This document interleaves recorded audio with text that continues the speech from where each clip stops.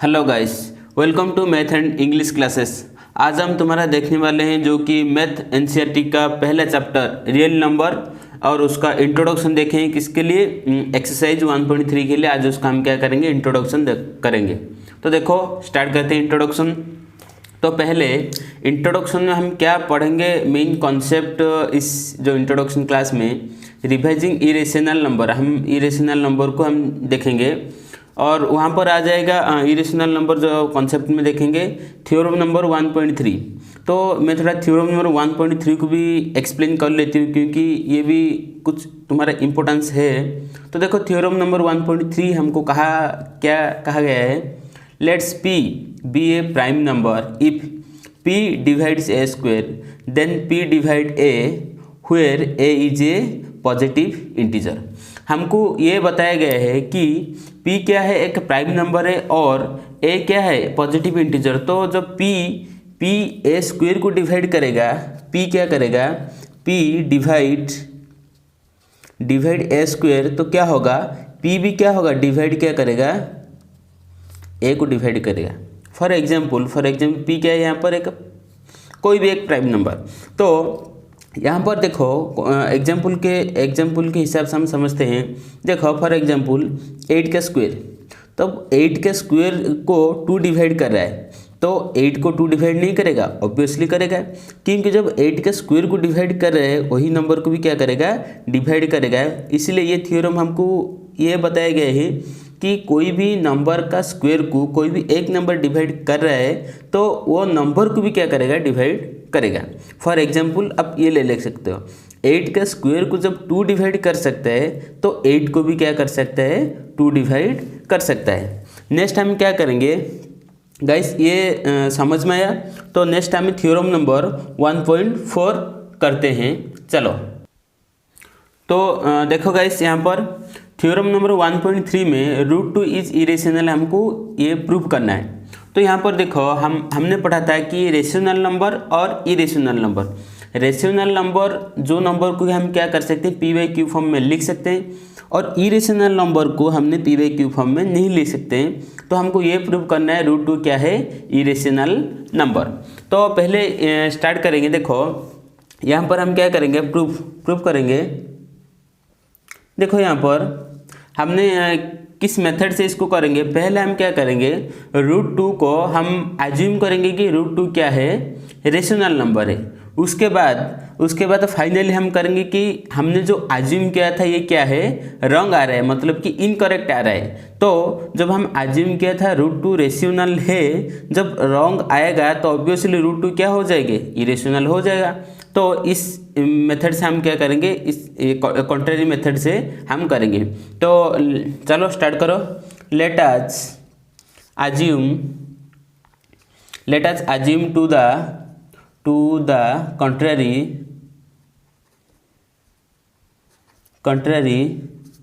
contrary that √2 क्या है? √2 is rational. √2 is, तो हमने क्या किया? √2 पहले रेशनल लिखा। तो √2 को पहले हम रेशनल देखते हैं, √2 रेशनल होता है कि नहीं। तो क्या हो जाएगा? √2 रेशनल नहीं होगा। तो हमने जो अज्यूम किया था ये क्या है? गलत है। तो इस तरीके से हम क्या करेंगे? इसको प्रूव करेंगे। नेक्स्ट क्या करेंगे हम?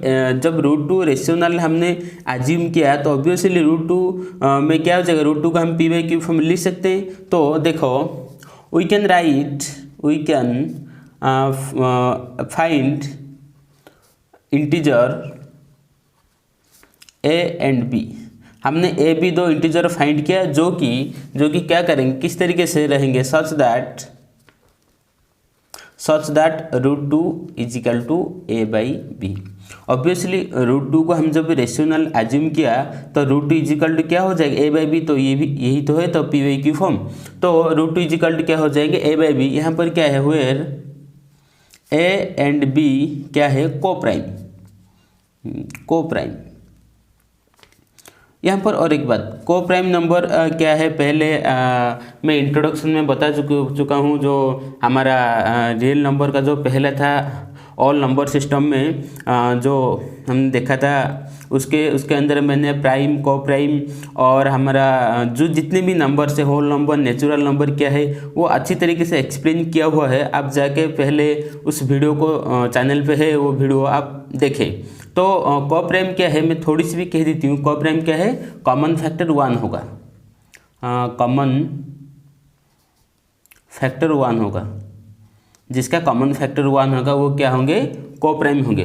तो यहाँ पर और एक भी कंडीशन है जो कि b not equal to 0, b 0 नहीं होगा। तो हमने ए और बी की क्या किया, को प्राइम ले लिया। हम क्या करेंगे, इसको इक्वेशन 1 ले लेते हैं और हम क्या करेंगे, squaring both side equation 1,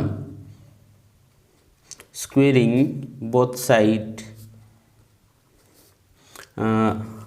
squaring both side in equation 1 we get। जब इस इक्वेशन 1 को बोथ साइड स्क्वेयरिंग करेंगे क्या होगा, तो लिखो √2 इसका square is equal to a/b इसका स्क्वायर।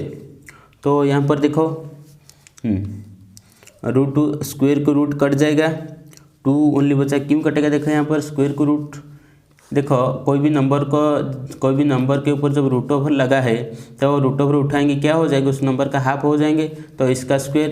तो हमारा यही फार्मूला से क्या हो जाएंगे, हमारा स्क्वायर और स्क्वायर रूट में जो तुम्हारा फार्मूला क्या है, मैं थोड़ा यहाँ पर एक्सप्लेन कर लेती हूँ कि a का m होल इंटू n रहेगा, तो a का टोटली m इंटू n होगा, तो इसीलिए ये a का m और a टोटल n, तो 2 का हाफ इंटू 2 हो जाएंगे, तो 2 कट गया, बचा 2।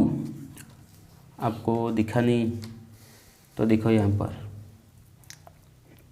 तो देखो a का m whole into n equal to m into n, तो यहाँ पर क्या हो जाएंगे, 2 का हाफ होल स्क्वायर है, तो यहाँ पर क्या हो जाएगी, दोनों मल्टीप्लाई हो जाएगा, तो 2 कट गया, बचा 2 इजिकल टू क्या होगा, a का स्क्वायर बाई b का स्क्वायर। तो यहाँ पर देखो a का स्क्वायर b का स्क्वायर हो जाएंगे, तो हम क्या कर सकते हैं, 2b स्क्वायर, b यहाँ पर क्या है डिवाइड में यहाँ पर आ जाएगा, तो मल्टीप्लाई हो जाएगा इजिकल टू a स्क्वायर। तो इसको हम इस तरीके से भी लिख सकते हैं कि b square equal to a square by 2 लिख सकते हैं, क्योंकि जब यहाँ पर मल्टीप्लाई में यहाँ पर डिवीजन में चला जाएगा, तो जब इस तरीके से हम लिखेंगे तो देखो, तो लिखेंगे तो क्या होगा, यहाँ पर देखो a स्क्वायर क्या हो रहा है, 2 से डिवाइड हो रहा है, मतलब कि a भी 2 से डिवाइड होगा बाय थ्योरम 1.3 थ्योरम में ये कहा गया है कि कोई भी नंबर का स्क्वायर को जब एक नंबर डिवाइड कर रहा है, उस नंबर को भी क्या करेगा, वो नंबर डिवाइड करेगा। इसलिए हम क्या लिखेंगे, देयरफॉर 2 क्या हो रहा है, डिवाइड हो रहा है, 2 डिवाइड्स a स्क्वायर को 2 क्या कर रहा है, डिवाइड कर रहा है। तो नाउ बाय थ्योरम किस थ्योरम में कहा गया, 1.3 if theorem it follows that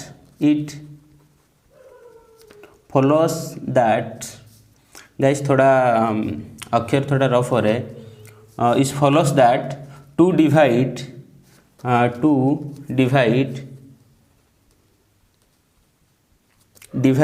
a, so we can write, क्या लिख सकते हैं, 2 equal we can write a equal to 2c। देखो यहाँ पर हम a इजिकल टू 2c क्यों लिखा, तो यहाँ पर थोड़ा सा देखो, जब यहाँ पर मैं इससे आपको समझाती हूँ। देखो हम जब कोई भी नंबर, देखो a स्क्वायर 2 से डिवाइड कर रहे, तो इसी का ऑपोजिट में कोई भी नंबर रहेगा, है कि नहीं, तो ये नंबर यहाँ पर किसी नंबर से मल्टीप्लाई होकर रहा, तभी तो यहाँ पर आकर क्या हुआ, ये a स्क्वायर से डिवाइड हुआ, तो वही नंबर को हमने क्या माना, c माना। मेरी बात समझ में आया कि वही नंबर को हमने क्या माना, सी माना। तो ए स्क्वायर बाई 2 इजिकल टू क्या सी है, तो ए स्क्वायर इजिकल टू 2 यहाँ पर डिवाइड में यहाँ पर क्या हो जाएगी, मल्टीप्लाई हो जाएगा। तो ए इजिकल टू हमने इसीलिए क्या लिखा, सी लिखा, 2 सी लिखा। तो हमने 2 यहाँ पर आ जाएगा तो ऑब्वियसली ए से क्या होगा, डिवाइड होगा, इसलिए ए स्क्वायर इजिकल टू 2 सी। तो यहाँ पर सी क्या है, सी सम इंटीजर, सी सम इंटीजर, सी क्या है, कोई भी इंटीजर हो सकता है। तो नेक्स्ट हम क्या करेंगे, और इसको हम इक्वेशन 2 मान लेंगे। देखो यहाँ पर इसको हम इक्वेशन 2 लिख देंगे। तो हमने क्या करेंगे, पुट द वैल्यू ऑफ ए का वैल्यू हम क्या करें, इक्वेशन 2 में डालेंगे। तो डालो, put the value of A in equation double आई। तो डबल आई में क्या करें, इक्वेशन ए का वैल्यू हम डालेंगे।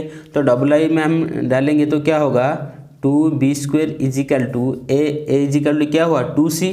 तो ए का स्क्वायर है मतलब कि 2c का स्क्वायर, ये हो गया। तो नेक्स्ट पेपर, तो देखो यहाँ पर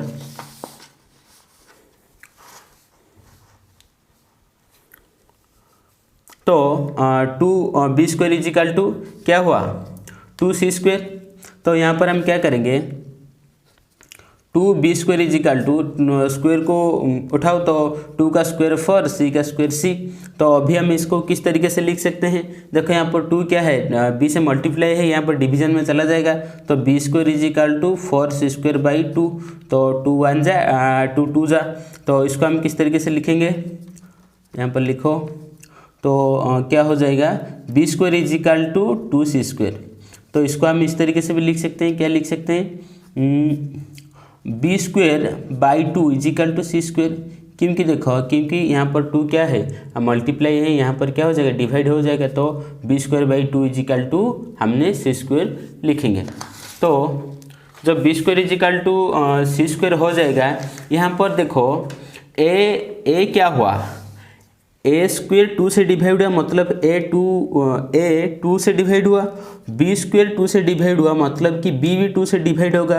तो ये लिखने से हमको ये समझ में आती है कि ए और बी को हमने क्या लिया था, कॉमन फैक्टर लिया था। लेकिन ए को 2 डिवाइड कर रहे हैं, बी को भी क्या कर रहे हैं, 2 डिवाइड कर रहे हैं। इसका मतलब ये हुआ कि ए और बी का दोनों का कॉमन फैक्टर क्या है, 2 है। तो इसको ही हम क्या करेंगे, लिखेंगे। तो देखो यहाँ पर it means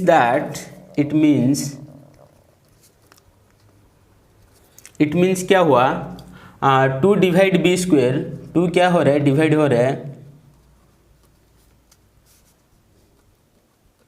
2 divide B square. So 2 divide क्या हो रहा है, बी, 2 डिवाइड बी स्क्वायर। सो 2 डिवाइड क्या होगा, बी। जब बी स्क्वायर 2 से डिवाइड हो रहा है तो क्या होगा, बी भी क्या होगा, 2 से डिवाइड होगा। तो किसके हिसाब से, थ्योरम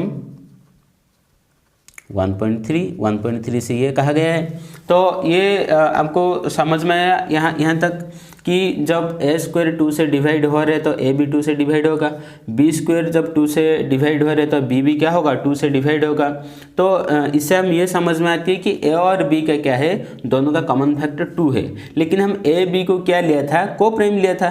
तो को प्राइम नंबर का कॉमन फैक्टर तो 1 होनी चाहिए, लेकिन को प्राइम नंबर का 1 के अलावा और एक नंबर है 2 है। इसलिए ये क्या होगा, ये जो हमने √2 को हम जो रेशनल नंबर लिया था, ये क्या होगा, ये कॉन्ट्राडिक्ट हो जाएगा। मतलब कि √2 क्या होगा, रेशनल नंबर नहीं होगा। इसका मतलब √2 क्या है, इरेशनल नंबर। इसको ही हमने क्या करना है, लिखना है। देखो इसको ही लिखो। तो लिखो अभी, देखो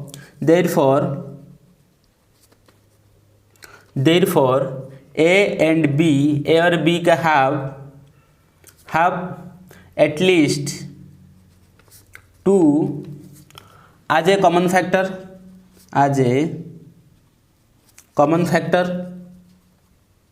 देखो ए और बी का क्या रहे, 2 क्या हो रहे, कॉमन फैक्टर आ रहा है, इसका मतलब बट दिस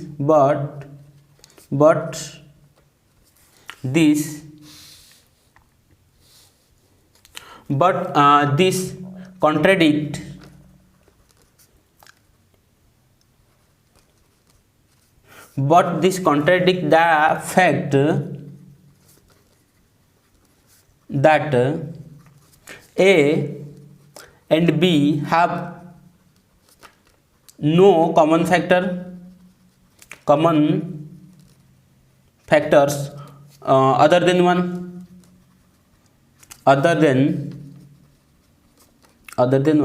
हमने क्या लिया था कि ए और बी का कोई भी कॉमन फैक्टर नहीं है 1 के अलावा, लेकिन यहाँ पर हमारा आ रहा है कि ए और बी का क्या हो रहा है, 2 कॉमन फैक्टर आ रहा है, मतलब कि ए और बी का 2 एक क्या हो रहा है, कॉमन फैक्टर हो रहा है। तभी हम क्या लिखेंगे, this contradiction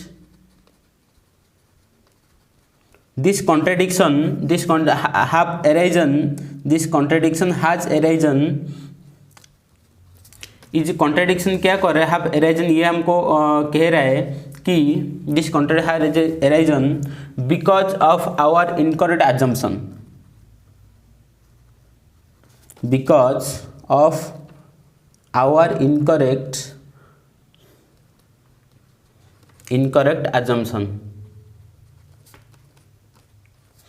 This contradiction has arisen because of our incorrect assumption that root